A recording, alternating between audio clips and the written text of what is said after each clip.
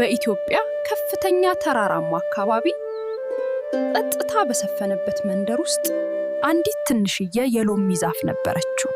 ስሟ ሎሚ ነበር።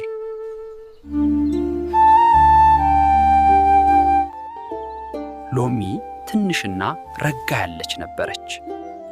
ነገር ግን ትልቅ ህልም ነበራት።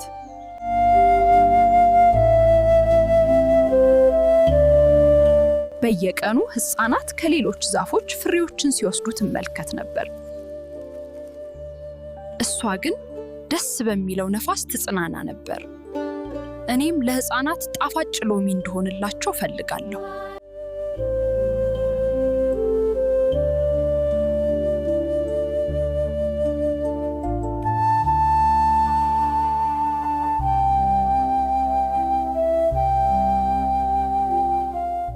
አንድ ወቅት ዝናብ በአካባቢው አልነበረም።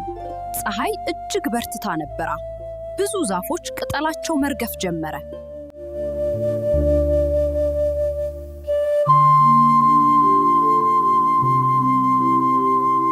በየቀኑ ሎሚ ውሃዋን ትጠጣ ነበር።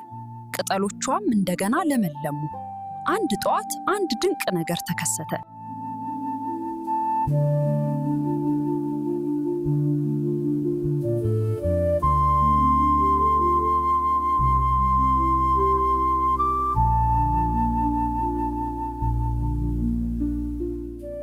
ጎሽ ሎሚስ አሁን ችለሻል።